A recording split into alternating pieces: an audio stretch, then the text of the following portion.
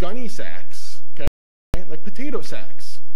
And basically what she did is she dug into part of the library. This guy, she found 450 of the Temple Mount area on top, of course. That piece of property was purchased from a man named Jebusite. And then, of course, David built his palace here after 7 years in Hebron, and he ruled for 33 in Jerusalem. So David's palace in Jerusalem, it's been reconstructed by archaeologists. It looked something like that. You could see that stone dotted area. Can I get it like right? Oops, right. See that area right there? Right? That's called the glacis. It's a defensive fortification to keep the bad guys from running into and ambushing your city. We found it. You can see it right there. Not only have they found it, but this palace of King David, which you could see what it probably looked like if you zero in that red box, we found part of King David's palace.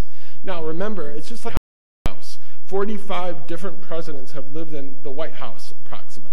And it's existed for 276 long years. And so it's been built, it's been destroyed. The British destroyed it, didn't they? And then it's been rebuilt, and someone adds a bowling alley, and someone takes out the bowling alley, and it's remodeled, and all the same thing with this capital city of this palace of David, that it was used from his time all the way down to 586 BC. So we found, as it were, the skeleton, the nuts and bolts, the foundation of David's palace. Now, how about the Temple Mount?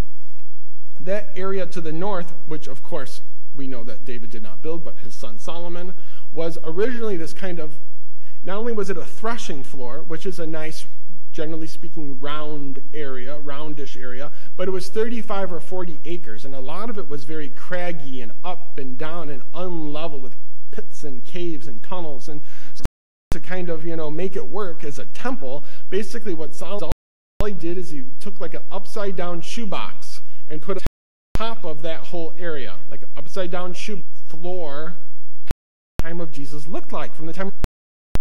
Okay, we're able to reconstruct beautiful, beautiful stuff. Found arrowheads from the Babylonians and from the Roman invasions in 586 BC in the 9th of Av. By the way, today is the saddest, that reminds me, today is the saddest day found an archaeological object. Now how about King Hezekiah? If King Hezekiah were to enter into the Bible Hall of Fame or something like that, this would be his plaque. This would be his verse, right? It kind of highlights, right, his greatest hits, his greatest achievements. And what did he do? He made the pool and the tunnel by which he brought water into the city. So the cat is coming, Sennacherib, Assyria, and the cat is very thirsty. And what you need to do then is you need to hide the milk, the water, from the cat. So there's only one source of water, right, of fresh living water out in the city of Jerusalem. And so he ends up doing something like this. Okay, this side of the room, I want you guys to go about 2,000 feet that way, and you guys stay here. You go by the source of the spring. I both want you to dig straight down into the earth, 10 to 25 to 35 foot, straight down, and then with 2,700-year-old technology, 2,000 feet plus apart, I want you to meet in the middle without missing, and I'll see you in 3 months. And they did it. You can walk through it today. The pick marks, right, from the axes and the tools are still shown on that Cenomanian limestone. The water flowing through it, it still goes up to your ankles, okay? And when they met in the middle 2,700 years ago, they put a plaque up to commemorate it. Obviously, the plaque is gone now. The plaque was found before 1917. And remember, from 1517 to 1917, this is when the Ottomans, the Turks, ruled in Israel. And so anything found in that time period has to go to the museum in Ankara or Constantinople. And so this object, here it is right there. Right? Now, granted, it's in a dominant Muslim museum, so they're not going to showcase it, right, as soon as you walk in. It's collecting dust on the shelf, but they have it, and we have pictures of it, and it says that tablet, written in Hebrew, the script of Isaiah the prophet, right? This tablet says basically the exact same things as that verse in 2 Kings 20:20 says. Mentions Hezekiah by name, mentions Jerusalem, and this awesome building project they had. Pretty cool.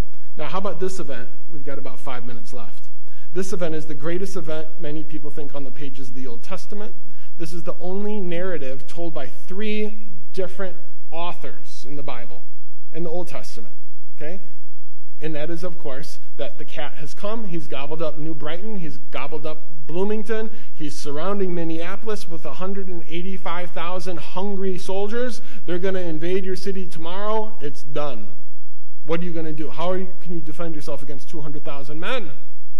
Well, of course, as we know, as the account goes, Hezekiah prays for divine intervention, and the angel of the Lord comes and kills 185,000 soldiers. So Sennacherib, there he is right there, another one of the 100 people mentioned in the Bible who we found their name outside of the Bible. He had his scribes write one of these. What is this? It's called the Taylor Prism, because that's the guy who found it, Jonathan Taylor. The Taylor Prism, or the Sennacherib cylinder. These are, basically it's the shape and size of a loaf of bread. It's made out of clay, and it's inscribed in cuneiform wood-shaped writing. And this would have been on display in the theater, the palace, the library, some public setting in Assyria to kind of, promote the king and his what he's doing. So archaeologists found this, and inscribed on this, it says that very similar. It's like, let's say we went to the Twins game. Were they home yesterday or away? Nobody knows. Okay, let's say we went to the Twins game yesterday, and let's say they were playing the White Sox. Okay, I love the White Sox, and I was sitting right behind home plate. Okay, and I'm watching the game. It's the same game, but you're the Twins fan, and you're sitting in the upper deck in left field. Now, we're both watching the same thing go down, but we both have a different interest in who wins. And I'm closer than you are, and I have more detail than you have, and etc. So what's going on here is that this is the other side of the coin of that famous story that's told by the three different authors in the Old Testament. That basically this says, number one, it mentions Sennacherib. Number two, it mentions King Hezekiah by name. Number three, it mentions Jerusalem. And it says that Sennacherib had Hezekiah shut up in Jerusalem like a putty tat, right? With Tweety Bird and Sylvester, right? It says he has him shut up in Jerusalem like a bird in a cage, ready just to pounce on him. And then, of course, we know that God supernaturally intervened. Now, this says, because the guy who wrote this, Sennacherib was like the Queen of Hearts, right? In Alice in Wonderland. If you offended him, off with their heads. So the guy wants to keep his head, he wants to keep his job, right? So he says that there was a quote-unquote political emergency, and Sennacherib had to go back home to Nineveh. But we know what happened, right? What do we have here?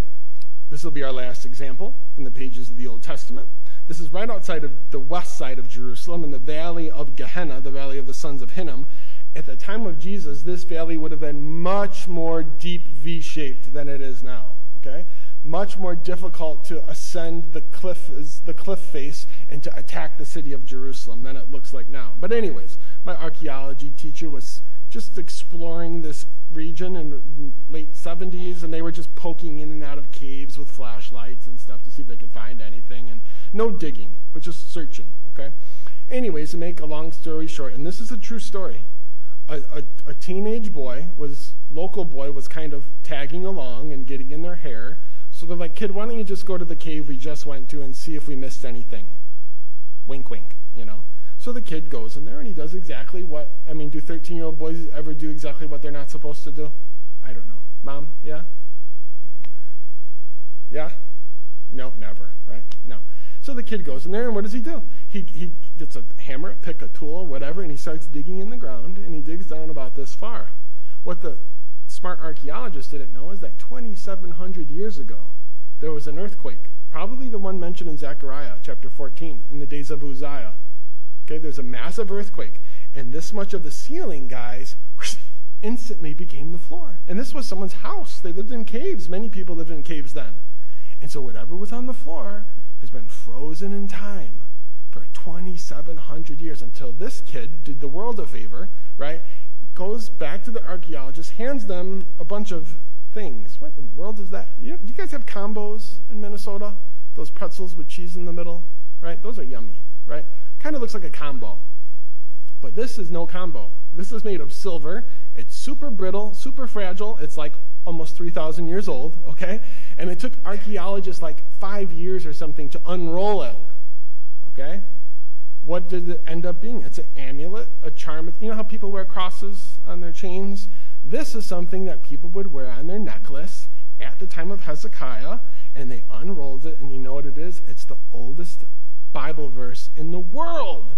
It predates the Dead Sea Scrolls by like 400 or 500 years.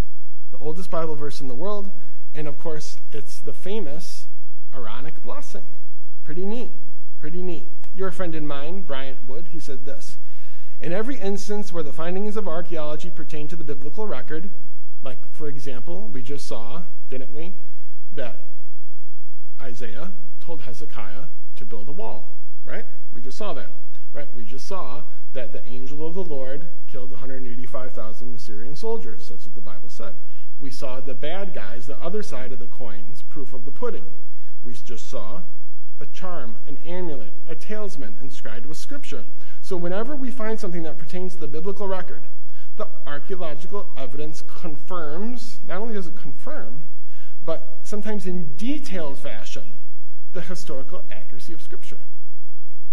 In those instances, now we're not going to be able to get to these today, but one example maybe be like Jericho. In those instances where the archaeological findings seem to be at odds or at variance with the Bible, the problem, the discrepancy lies with not the evidence, but the interpreter of the evidence. In other words, so the archaeologists, everyone has an agenda, everyone comes in with presuppositions. It's just who we are as people. So the point is when they find something, okay, let's say at Jericho, and it just doesn't seem to fit with the biblical record and the biblical timeline, it's not the fault of the evidence. It's the fault of the person interpreting the evidence. And we find that with the Bible too. That's why you have all these different denominations, and you have all these different belief systems, and you have all these different kind of, we're all dealing with the same. It's like, you know, you have Barack Obama over here, and you have Ted Cruz over here. And both of them are constitutional lawyers. They are. Both of them are well, they might as well be, you know, they're total opposites. But they're dealing with the same document. But they just view it and interpret it and apply it, obviously, in a very liberal and in a very conservative way. Same thing with archaeological evidence. Here's the data, right? You have people over here, like Kathleen Kenyon, for example, or Israel Finkelstein, modern archaeologists, right? And then you have people over here on our side, like Bryant Wood, who's very conservative, okay?